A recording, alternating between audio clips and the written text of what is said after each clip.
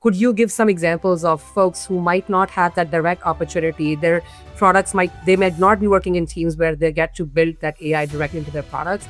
How can they upskill quickly internally, or what could they do externally so that they can start to bring that valuable skill set on their resume? As you said, every company is asking for that skill set that you have built AI into your products.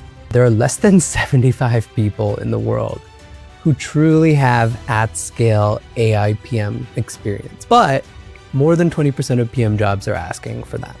So what do you do? How do you develop this experience? I think this is the most common question I get. How do I break into AIPM? How do I create AI experience? Here's the good news. You're listening to Fearless Career Moves.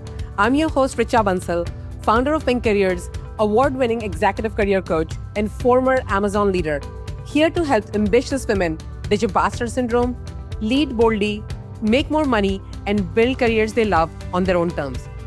Women can have it all, and I'm here to show you how. Let's get into it. All right. Hello, everyone. Welcome to another episode of the Fearless Career Moves podcast. I'm your host, Richa Bansal, and today I'm joined by Aakash Gupta, also known as the AIPM guy. He's a longtime product leader who rose to VP of Product at Apollo.io. He's also the creator of Product Growth, a PM newsletter with over 190,000 subscribers, where he focuses on practical career advice and shipping real product value. He is one of the most reflected voices I know on LinkedIn, has over 270,000 followers at the time of this recording. He speaks and writes extensively on breaking into AIPM, and that's the focus of the conversation today as well. As the landscape is evolving, as product management role itself is evolving, how can you stay relevant and current to the role? Aakash, thanks for being here. Thanks for having me. I've been following you for a long time, so excited to meet you. Amazing. I am excited for our conversation as well today. So I want to start with kind of really defining, what does AIPM mean to you? One thing that you say is that the market is fundamentally shifting. And something that I heard you say was every PM has to become AIPM or they will become obsolete. So what does that mean? What does that look like on a week-to-week basis when somebody's kind of shifting from being a PM to being an AIPM? I probably said that like a year or two ago, because at that time when I was talking to product managers day to day, and I would say, hey, have you built an AI agent? How often do you use ChatGPT or Claude in your work? Have you set up a ChatGPT project? The answer to those questions was, no, never built an agent. Yeah, I use ChatGPT, when I have to write something once or twice a week. And yeah, that's the extent of my usage. I'm not using any other AI tools. And at that time, I needed to get people to understand that you need to use AI at work. I think that situation has really shifted today. Like when we're talking now, September 2025, if I talk to any PM at all about how much they're using AI, of course they're using it, whether they're using Whisperflow to transcribe things, whether they're talking to ChatGPT 8-10 times a day, whether they're setting up a project in Claude, or the more advanced people building AI agents to automate their work. Maybe you have a really steady pipeline of you need to create this task in Jira, but you already create a roadmap somewhere else. What if you set an AI agent up to automate that, right? And so that's what the top end AI PMs are doing these days. And that's just one side of it. So that's the side of using AI to become a better PM. The other side of it is building AI features into your product. And just about every single company out there is building AI features into their product. Not every product manager yet. You might be in the 80% of your company that isn't currently building an AI feature. But if you're a product manager thinking about becoming a product leader, then you should be thinking, as your product leader is, about the AI product strategy for your product.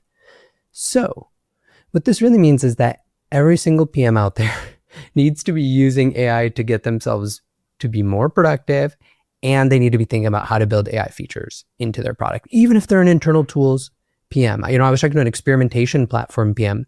He used an LLM to standardize everybody's varied PRDs into a concrete hypothesis to put into his experimentation system. What a brilliant use of AI. right? So every PM should be thinking about AI from both those angles, is what I meant to say. And I'm glad to say that now the data shows 90% plus of PMs are doing that. So it's awesome that they are now. Okay, amazing. I think that's a good point that you bring, that pretty much every PM, or not even PM, pretty much everybody right now is using AI tools in some form or fashion to make their work easier, to increase productivity. So they're using a variety of different AI tools. I do come across in my coaching and as I work with folks, not everybody, just depending on the industry they are part of, and they're part of the tech industry, they may be working at a company where they have that opportunity to build AI into their products. That happens more with certain industries versus some other industries that might happen less. And so every so often, I do have folks asking me, Richa, if I don't use AI and I don't build AI as part of my products, what can I do to upskill in that area quickly? Could you give some examples of folks who might not have that direct opportunity? Their products they might not be working in teams where they get to build that AI directly into their products. How can they upskill quickly internally, or what could they do externally so that they can start to bring that valuable skill set on their resume? As you said, every company is asking for that skill set that you have built AI into your products.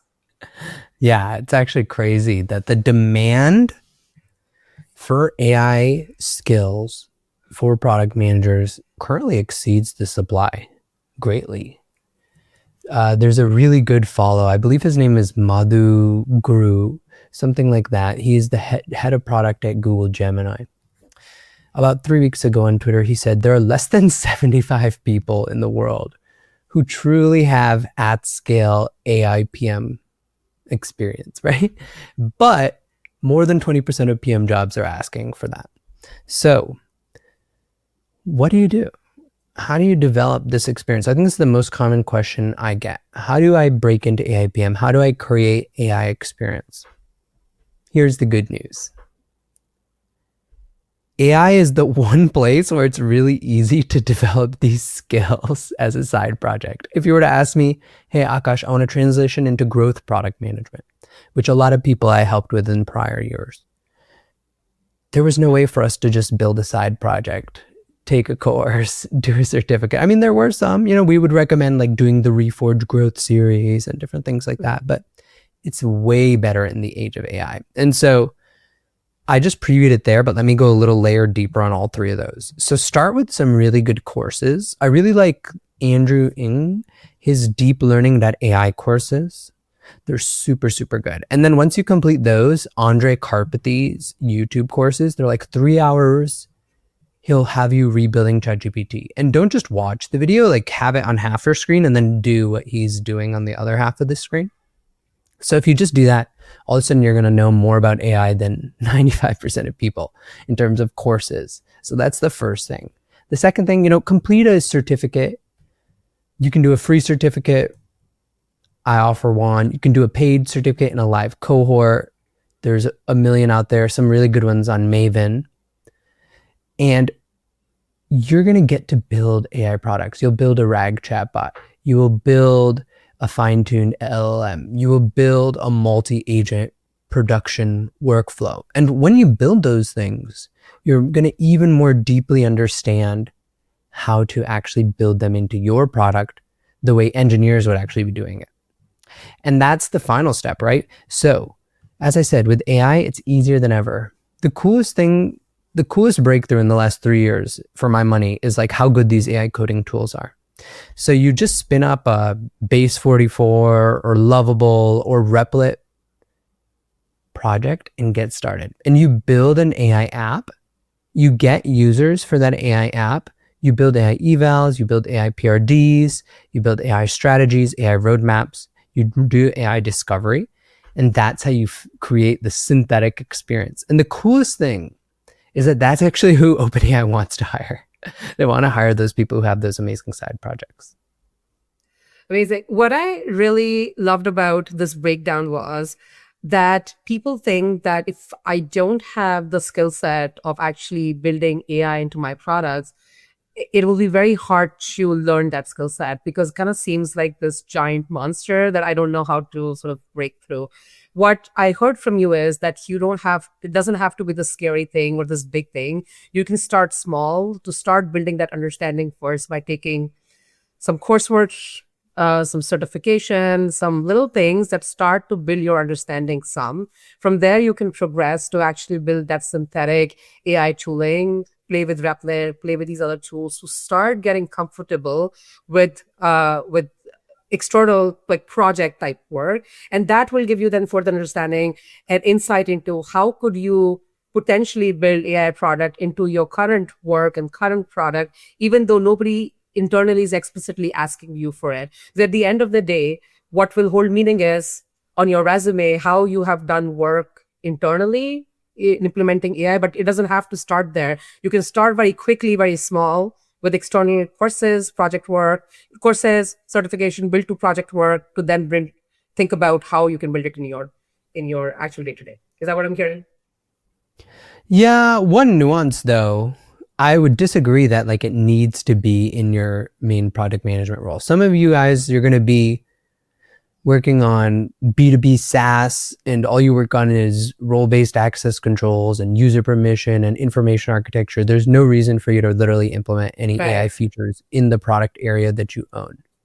I do think your advice is sound that you should try to, any PM out there should be trying to pivot into the AI product areas. It's the future of product building. And so as a PM, you should always try to be pivoting, honestly, to the highest impact teams. When I worked at Affirm, that wouldn't have probably been an AI team. It was like the risk model team, right? That PM, every quarter they can fire off 500 million profit or something like that. On the growth team, a 10 million profit quarter is a good quarter, right? So you always want to go to the best teams. And in today's world, the AI teams often, probably I would say in 60, 70% of your cases, the AI team is the best team to move into. So yes, but if you can't develop AI features at your work, don't despair. In fact, I've worked with so many people who have gotten hired at OpenAI, at Anthropic, at Google, Meta, you name it, Microsoft. These are the main companies pursuing AI right now. They never worked on an AI feature at their work. But all these companies, AI is a meritocracy. If you have, for instance, let's say an app doing $100,000 revenue in AI, they treat that as important as a full-time job AI feature delivery experience. And once you go down the rabbit hole of building a $100,000 ARR app, you may not want to be a product manager anymore. But if you still want to, that door is opened. Okay, so essentially build your side projects into viable, meaningful projects can also demonstrate that you have core skill set there if you are targeting, roles that are asking for that kind of experience. It doesn't only have to be part of your day-to-day work and products. Yeah, no, in fact, they actually prefer that experience. In my experience, those are the people who are getting hired. Okay, amazing. You touched upon this a little bit, a lot of companies, over 20% companies you said are now asking for specific experience of AIPM. Did I get that number right? Yeah, so basically what I did is I searched up all the product management job listings on LinkedIn and I categorized them. So these are growth PM roles, these are platform PM roles, these are AI PM roles. In August 2024, 10% of open product management roles were AI PM roles. In August 2025, 20% were. Okay. And then you only expect that to grow up from here, right? And so as the question that I wanted to ask you was that as people are looking for their next move and thinking about what is the right next role for me, and again, we're talking in the context of, if somebody's a PM and they're looking for that progression, what are some of the factors that are important for somebody to consider whether they should move into and focus on more of a AIPM role versus not? What are some of the factors that you see people consider or that you advise people consider? Do you want to get into AIPM or not is in part an internal and a soul searching question. So the very first thing you want to usually look at is that the people who are getting promoted, who are really succeeding, they're developing deep domain and functional expertise within product management. So it sounds much better to be like, I've been a growth PM for 16 years than to say I've been a growth PM for 4 years, a platform PM for 6 years, a core PM for 4 years. Now I'm trying to pivot into AIPM. You know, you're not able to develop that depth, right? The person who is a growth PM for 15 years, they're going up for VP jobs. The person who just did all those stints, they're going up for group PM jobs. There's like a huge difference that ends up happening if you're willing to commit and focus. But 99% of people, they don't like whatever specialty they're in. So the glass I'm always stuck seems to in be greener on the other financial side, services. right? I'm in financial services, Aakash. I just want to get out of it. I'm in gaming. I want to leave gaming. I'm in this. The grass is always greener. Always. And to most people, they want to change. So should you change to AI if you're one of the 99% of people who want to change, right?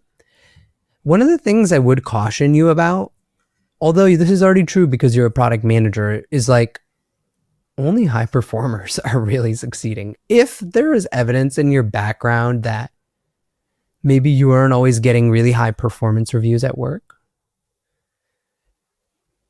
I don't know if AIPM is for you. If there is evidence in your own returnal review of yourself, I really don't like murking more than 45 hours a week.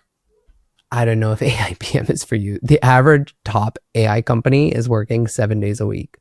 At the least, they're doing like this crazy 996 stuff where they're expecting you to work 12 hours on Saturday or Sunday in the office. So if you don't feel like you are going to be able to succeed in a high pressured, high work environment, then it might not be a fit for you. But if that sounds exciting, and the compensation, because the compensation is literally like 30 to 40% more than regular product management roles, sounds exciting, and you want to work in AI, then you should go for it. Yeah, absolutely. I do think like a lot of people I speak with, a lot of women I speak with are high achieving. There are a lot of women I speak with, they are that high performer. But to your point, these roles do require a certain level of commitment. And I think it's important for everyone to think through what season of life you're in and where your next steps look like. Where do you see yourself 5 years from now, 10 years from now? And are you willing to put the commitment and the time and the energy that's needed to reach to reach the type of roles that the AIPM roles will take you to. So I think it's important to do that evaluation in terms of what is important to you, because for me and the folks that I work with, career is part of our life, right? Like career is not the whole life. Career is part of the life that you want to build. And if moving into these really high pressure, high intensity AIPM roles is something that really excites you and sounds exciting and sounds amazing, and you want to make that money, and if that fits well with the type of life you want to build, yes, we should go for it. And if not, then you should not just demotivate yourself by thinking, oh, like I am missing out on something. I think that's the message I want to hone in. You're not necessarily missing out simply because you're not targeting those roles, and people who are targeting those roles are willing to put that time commitment that's needed to achieve those roles. Yeah, 80% of PM roles are not AIPM roles. So don't think that it's everything. It is just what people who write PM content are talking about because it's what's new, but it's not everything. Absolutely. What do you think, Aakash, are some of the non-negotiable skills, though, now that hiring teams are looking for when they're looking to hire senior product managers, lead product, staff product manager roles? Are we talking about AIPMs or regular? Like just general. And then if there's a nuance to AIPM, maybe we can cover that too. So, I mean, the more senior you get, we already talked a little bit about domain and functional expertise. You're going to be able to get more senior roles if you are the world's leading PLG B2B SaaS pricing PM. You see how specific that is. It's a go-to-market motion, it's an industry, and it is a very small specialty within PM. Probably only 4 or 5% of all PMs are pricing PMs. So the more niche you get, the more expertise you're willing to build, the more you're able to stay in one area, the faster you're going to move. The more you just suddenly jump around, sometimes I was in B2B, sometimes B2C, sometimes e-commerce, sometimes this, the less you're going to be able to. So that's one thing, especially in this environment. You know, a lot of people were job searching back in 2021. Honestly, anytime between 2014 and 2021, when we had this massive bull market, if you job searched, you probably switched industries, you probably switched functions, and you maybe even got to up level. You went from senior PM in e-commerce to principal PM in fintech. You felt great. That's not happening anymore. So that's the next important point, which is that most people, they're not getting up leveled. On top of not getting up leveled, they are generally having to have shown that they have succeeded at that level before. And I mean at that level, at that size of company. So I talked to a lot of people. They say, I was a senior product manager at a Series D company. I want to be a senior product manager at Google. Good luck. A senior product manager at a Series D company might even be a PM1 at Google, right? But let's say you want to break into director of product at a Series D company. And you say, hey, Aakash, I've been a principal PM at a public, big $100 billion public company for 12 years. So I deserve that. Good luck. The people who are getting those roles, especially any managerial roles like director, VP, they have been a director, VP at similar size companies. So that's the other reality for landing those roles. In terms of the core skill sets, outside of these harsh truths that I just wanted to land people, the skill sets that really matter for any senior product management role these days, it's your classic PM skill set: strategy, stakeholder management, execution and delivery, leadership and drive, metrics, product sense, product design, these like core 6 or 7 skills. And then there's the new AI skill set. And I think a lot of PMs think, oh, just because I'm not interviewing for an AIPM role, doesn't matter. No, actually, people are literally asking, let me see your GitHub. What's your favorite vibe coding tool? How do you think about when to use a RAG system or not? These are coming up in non-AIPM roles as well. So make sure you understand the art of AI feature building and the art of AI productivity. Amazing. And I completely agree with you that if you want to move up to leadership roles, it is increasingly becoming important that not only do you position yourself as a functional expert, that you have that domain expertise as well, that industry expertise as well. And so if you continue to move between from finance industry or banking industry now, that I want to move to the tech industry, or maybe you were in the healthcare, now you're looking to move to tech. And again, because everybody and their moms are talking about the big boom in tech, then you're going to lose on some of that, showing that some of that domain expertise that you bring to the table that makes you an excellent leadership candidate if you were to continue to stay and build that experience in that particular domain. So more and more, where is this overlap of transferable skills between your domain skills or your functional skills so that you can position yourself as that top candidate among the sea of product managers is becoming important. But that does warrant 2 questions. I want to kind of pick on something that you said, that to move to a director role, it is important to show that you are already at a director role, right? And those are the people who are most successful. Or to move to a staff PM role, like you were already a staff PM role. What would you tell somebody who's to be stuck internally at that company, and there's a ceilings for them at that company, and they know that regardless of however much they push, they're not going to move into that staff role internally or director role internally. How can they position themselves to move into that next level role, potentially externally? What is your advice to those folks? Yeah, so my advice applies to 80% of people. All of you are going to have a friend who you're going to say, Aakash, your advice is BS, because I know 1 in 5 people, they are still breaking through and they're up leveling. So what are the common habits, patterns, and trends of the 20% who are managing to up level? So the very first thing that I'm seeing again and again is a differentiated job search strategy. So the most common is a really good network. The easiest, if you broke up that 20% of people who are getting up leveled, my guess is more than 50% of them, an old manager or someone like that who they had worked with, an old manager's peer, an old manager's manager reached out to them and said, you got to come here. Because what's the first thing you do as a leader? And in fact, all the VPs, when you're hired as a VP, they're looking at you to see, did he do this? You're supposed to bring 4 or 5 of the best people you've ever worked with from your past. And when you're trying to bring them, they're usually leaving some good company for some good role where they have equity and relationship for something new. And so that's when it's a really awesome opportunity. So, if your former boss reaches out to you, hey, you were the best senior PM at Google when I was working Google Ads. I think you should come over to Meta with me. That's an opportunity to ask for an up level, even at big tech, but it's most effective in startups. In startups, they're a lot more flexible.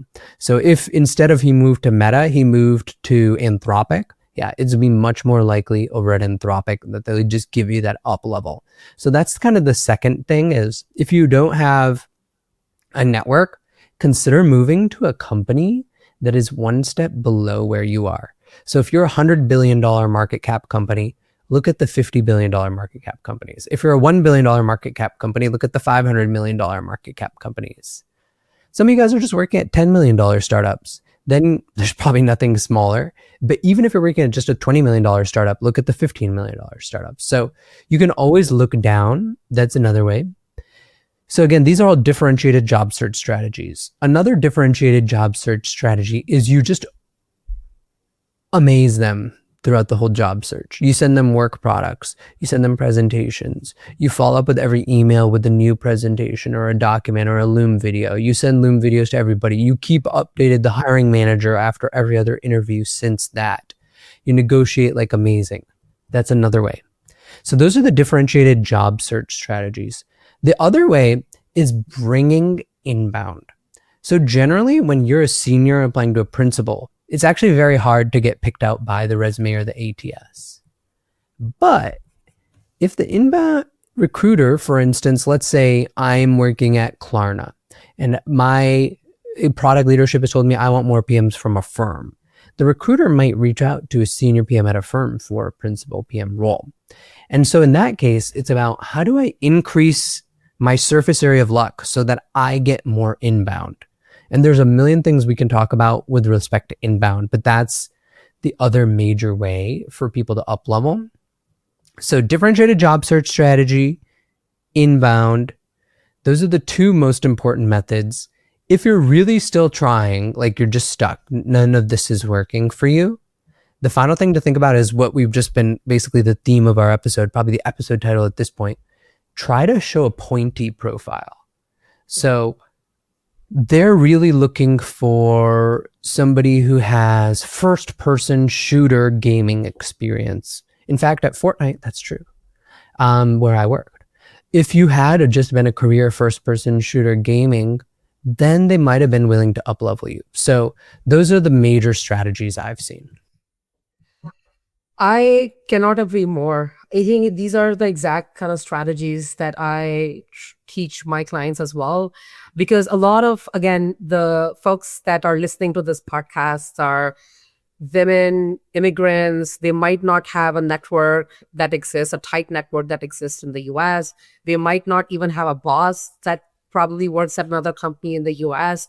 And so to your point, following a boss or a trusted stakeholder or trusted partner is probably the first thing that you need to look at, because network 2 really is a long game. I do not necessarily believe in reaching out with cold DMs to people in an effort to get a referral or a network or whatnot. Really what works in terms of networking is following somebody who trusts you and your work product so that they can then bring on to your team. And the second thing, as you said, really ensuring that you get that inbound, you position yourself correctly by really demonstrating that you have this overlap of this really great overlap of your functional and your domain skills, that you are the core person who has done revenue ops products for the e-commerce industry as a PM. And then you highlight that. And then that brings in inbound to you. We have a Google recruiter that we partner with to support our folks. And he himself has said that 85% of the inbound he gets is inbound messages, DMs that he gets as a recruiter. He doesn't even look at that, right? And the best candidates actually are sourced candidates where the recruiters themselves are going and finding you. And so what do you do? What do you say? What kind of keywords and phrases and the right way you put your LinkedIn profile together? How do you use certain things? And we'll deep dive into that a little bit as well. I love talking about LinkedIn and how you can actually make that tool work for you. I think it's a really cool topic to talk about. The only thing I would say in this is whenever I tell people to niche down, that you have to be that revenue ops leader in e-commerce who is that PM, they get really scared. They're like, Richa, but there are only such a few roles that exist, and they get really scared. And then they want to open up. And it is so contrary. You shouldn't open up. You should really niche down. The riches are in the niches, as Pat Flynn says, whoever knows Pat Flynn. What's your take on that? There's an art and science to it. So what you need to do is you need to understand what is your candidate market fit. So you need to find an intersection of candidate market fit that is big enough. So if there are only 5 RevOps e-commerce PM roles out there, which honestly, maybe there's only 2, that's not a very good niche. If there are today 10,000 AI product management roles out there, that's actually also maybe not a great niche because it's almost too big. So you're trying to find candidate market fit where you can kind of say within the space of AI, for instance, maybe I'm the top AI gaming PM. Now we're getting down to 400 or 500 roles. This is a good size candidate market fit. You can credibly say, hey, I'm one of the best 1,000 people at the world at this. Those 400 to 500 roles can look at you and say, yeah, he's one of the best or she's one of the best. So you really want to try to find a surface area that's not too small and not too big. So it's a Goldilocks sort of answer that I'm giving you here. But the thing is, in any job search, you should be iterating and pivoting on your position 4 to 5 times. So you should go hard on RevOps, e-commerce PM. And when you learn what I'm saying now about you getting absolutely no inbound because that's too narrative, then maybe you go to RevOps PM. Yeah. All of a sudden you say, I'm getting too much inbound. It's not actually good inbound. Then maybe say, okay, I'm actually RevOps core PM. And so that ends up getting you the right niche, whatever it is, So my example is actually kind of poor because I don't think RevOps core is a real thing. But there's, some example niche that you can find as you iterate 4 to 5 times. And too many people I talk to, they just want to stick to the same positioning. Hey, Aakash, I have worked in healthcare and fin service. And I look at their LinkedIn headline 3 months from now, 6 months from now, 9 months from now, it's the exact same. It's no, why didn't you should have been the fin services PM for 3 months. Then you should have been the health tech PM for 3 months. You should be iterating and trying different positionings on for size to see how it performs for you. Yeah, I find in my experience, people kind of take the other extreme where they are not being strategic about the positioning and tightening that they are bringing to the discussion that we are having, that you start with one sort of you put on one layer and then you kind of test it out and then you shift your positioning based on the data. So if the healthcare PM, that is too narrow, then you kind of open it up and then kind of tighten it from there. What I find typically people do is that they would almost want to change their LinkedIn and their resume constantly for every single role. And then they have no idea what is working, what's not working. And I think that's this other extreme that people want to take. And a lot of that comes from fear. Right? A lot of that is coming from fear of the market and making sure from fear that they will they will just kind of put themselves out of the game if they either make it too tight or then they get on the other extreme where they're who am I? What is my, I'm just every other PM. So I think both of those extremes are not right. Let's talk a little bit about LinkedIn. As I said, I'm a fan of LinkedIn. I do think some of the best roles come to you directly. There's some of the best recruiters come to candidates directly, not you reaching out to them all the time. And so it is very, very important to strategically use some of the features that LinkedIn gives us, like the strategic use of headline and putting in real hard skills in the headline and structuring the about section away, whereas as somebody scanning through your profile, it's extremely clear what you stand for, to strategic use of keywords in your titles. So those are some of the things that I like to teach, and I'm curious to hear from you. What else do you like to advise your clients? Yeah, so those are the core. Your headline, your profile picture, your about me. 3 most important things to get right. After that, and by the way, there's a lot of nuance there. Think of it again as that candidate market fit. Just like in your PM job, your product market fit is never truly met. Your candidate market fit is never truly met. So just with those 3 areas, you can play a lot. The next most important layer is your actual experiences and how you've presented them. And again, this is something that you can play around with a lot. One of the most strategic things to do is to drop experiences or condense experiences. Let's say you spent 12 years as a software engineer at 6 companies before this. Just turn that into one. Software engineer at Amazon, Dropbox, and AWS for 12 years. And increase the percentage surface area on product management. Even if you've only been a product manager for 6 years in 2 roles, make those really big and have those. And maybe you got promoted once, so show that as 2 roles. So there's a lot you can do with the percentage allocation of experience and bullet points and keywords, which is incredibly important, which is the second most important service area. The third is all of these ancillary things that you can do on LinkedIn. So you have this bar on top of your profile photo, the cover image. Very useful. You can actually make it a slideshow. Less than 1% of people do that. You have reviews and recommendations. Most people don't have 2 recent reviews from their last job. You should have a designer and an engineer, and ideally your manager. There's skills. You should have skills like product strategy, product management, product leadership, AI product management, highly endorsed, 50, 60 plus endorsements. How do you do that? You go endorse your friends and then you ask them to endorse you back. Your featured content section. This is actually the 3rd section on the page, but 99% of people don't use it. You can put in a portfolio. You can put in an introduction video to yourself. Your engagement on LinkedIn, the posts that you make and the comments that you make, 4th section on there. So make sure it's incredibly professional and reflects well on you. So all of this put together is what makes a really good LinkedIn. And the final thing I will say is there's a metric. LinkedIn literally shows you profile, views, search, appearances. Take a look at those. If you're a PM in SF or NYC and your number is below 2,000, you have a lot of room for optimization. If you're in a mid-tier city like Chicago and your number is below 500, you have a lot of room for optimization. If you're in a 3rd-tier geo, Raleigh, Durham or something, and you have a couple hundred, it might be okay. But otherwise, you should be looking to optimize those metrics.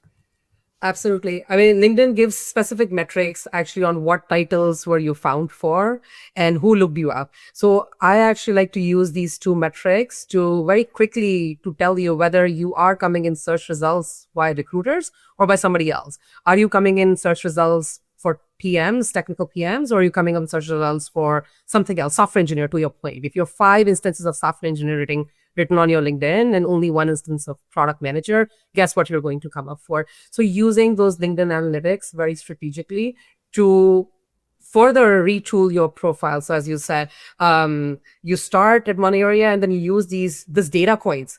And what it does is like it turns job search, it turns LinkedIn from black magic or this black box to something that is it's understood. That's something that is data driven. Not everything is lost in this market. I think that's the point that's very key to hone, that not everything is lost.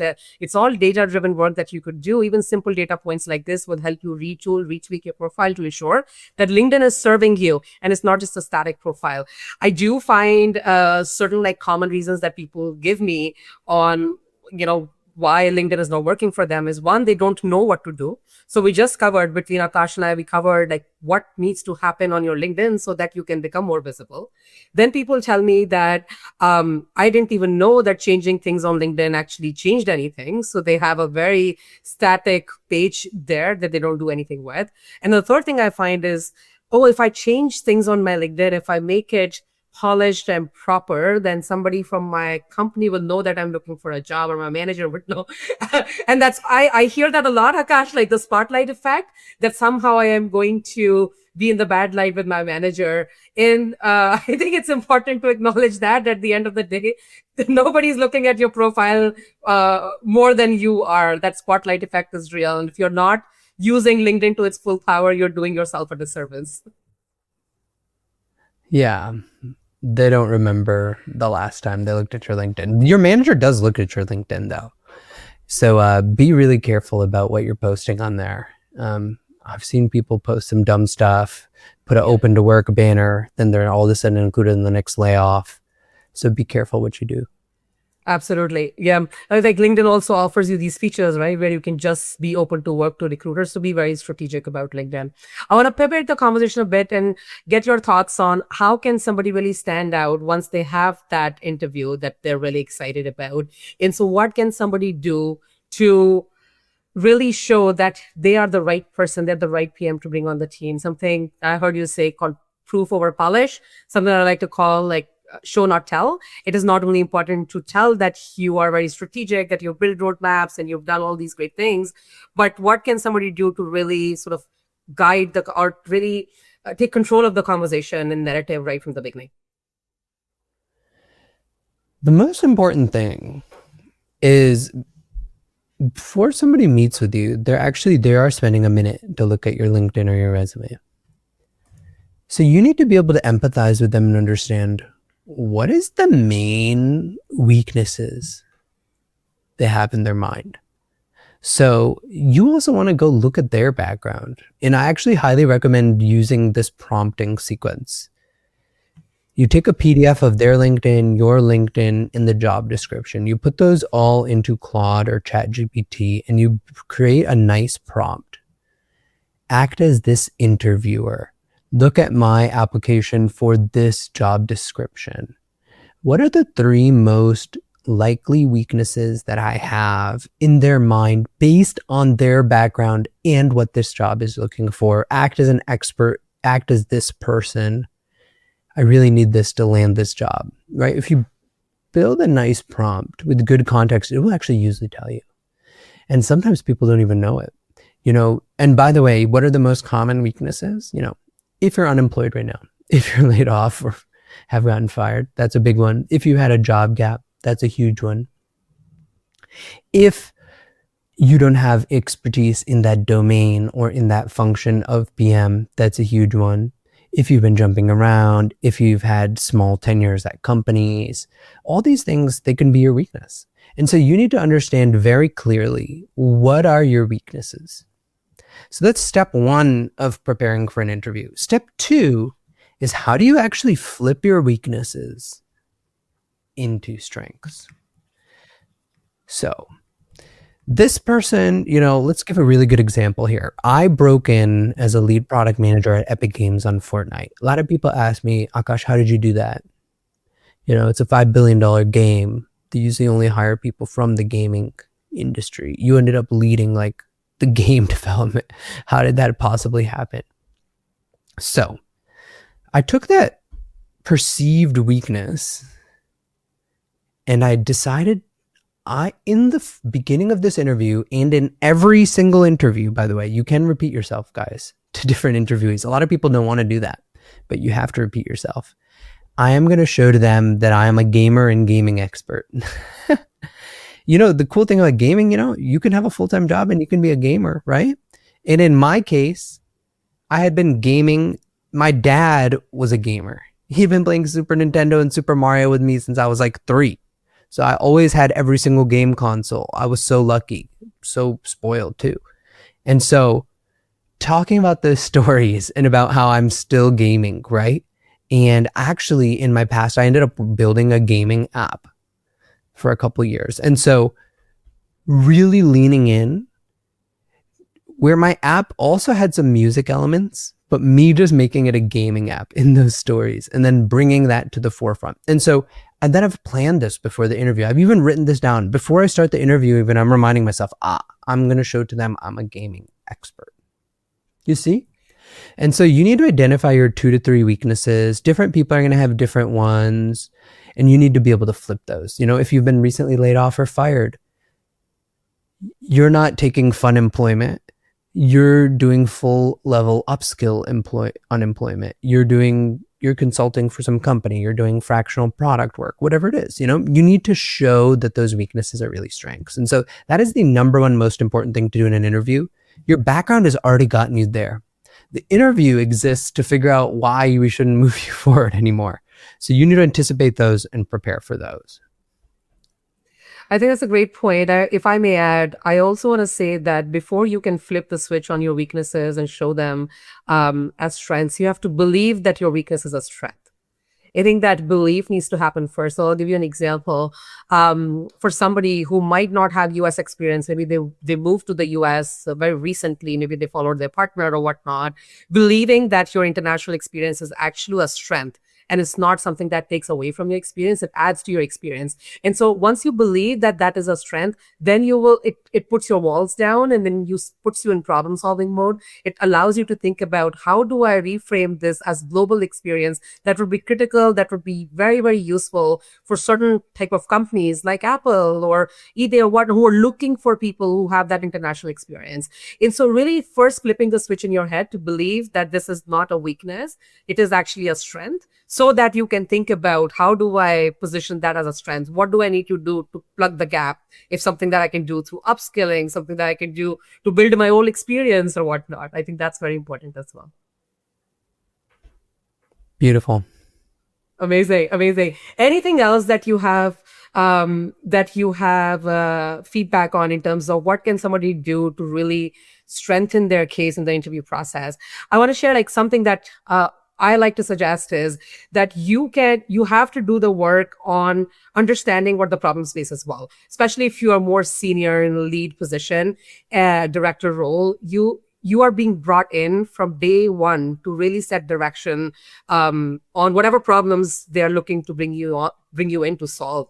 And so just taking that first forward step without them asking for it, bringing forth what is your take on this problem? What is your take on how you want to solve this problem? What is your take on what KPIs would be important, what the competitors are doing, and just really sort of driving the narrative is something that I'd like to advise folks to do, so that you can start to show, and you're not just telling, but you are showing that I am really vested in this problem and the problem that you're trying to solve, and I actually have experience solving this. This is how I'm going to do it if I were in this place. Is that something that you have kind of used or advised on? And it's something to say about that one? Even if you're in a junior role, make sure you use the product. Make sure you take screenshots, record video of yourself using it.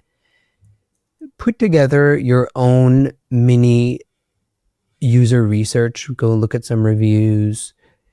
Put together your own mini data document. Go check out their website visits and their other scores.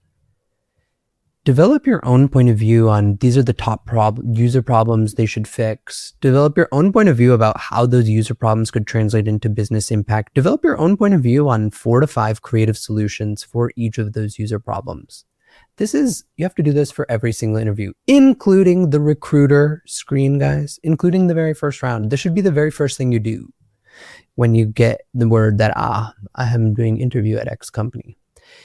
You're interviewing for a product role. You have to go through all of the product thinking, and you will then A, be better prepared for any cases or questions they tell you, and B, when you're talking about things, you'll talk about them in that way. Like, I saw this user problem. I saw this when I was researching this about your product, when I was using this about your product.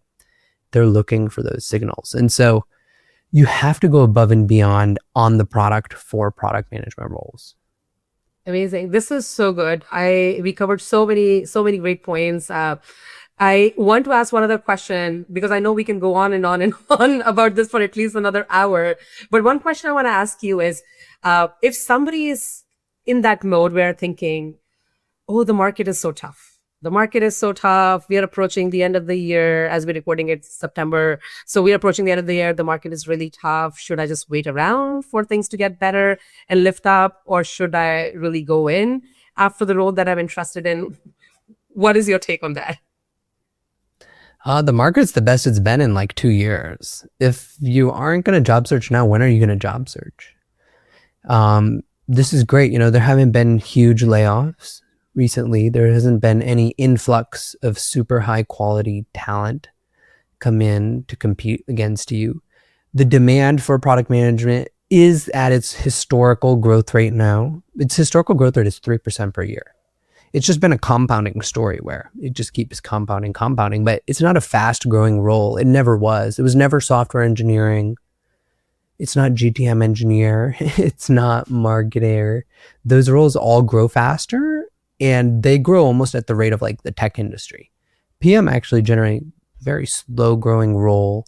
PMs are expected to get more leverage over time. So overall, the market's as good as it's ever been. What wasn't happening a year or two ago when the market was worse is people were actually accepting pay cuts. Now, almost everybody I work with, they're getting at least a little bit of a raise in this market. So it's a fantastic time. People are getting hired left and right. Even though Meta, Microsoft, and Amazon keep laying off people, they're also somehow just hiring like crazy. So it's a weird time to be a PM. Sorry if you got laid off. So many of you guys have, but it's a good time to search anyways. I cannot agree more. It is a fantastic time to be in the market. And if you are not in the market when you know that you need to be, then you're just letting the market control your career. I think that's what it is. So with that, Aakash, thank you so much for your insights. Where can people find you? You do amazing work. You publish amazing insights for aspiring and growing PMs. So where can people find your work? Talk a little bit about that. Yeah, the main place to support, if you enjoyed this episode, check out the newsletter, product-growth.com. There's a podcast. You can find it on YouTube, Apple, Spotify, whatever. If you enjoy this type of thing, find me there. And of course, LinkedIn, Twitter, whatever social media platform you like, I'm there. Amazing. Aakash's podcast is amazing. And so if you need to check that out, please do. I will put everything in the show notes in terms of where you can follow his newsletter and where you can find his podcast. This was an amazing conversation. I really appreciate your insights, Aakash. Thank you for coming on our show. Thanks for having me. That's it for today's episode of Fearless Career Moves.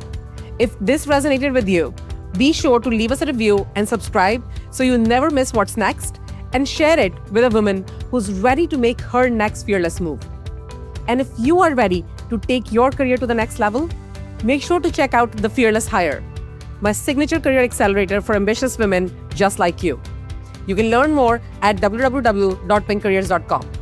Until next time, stay fearless.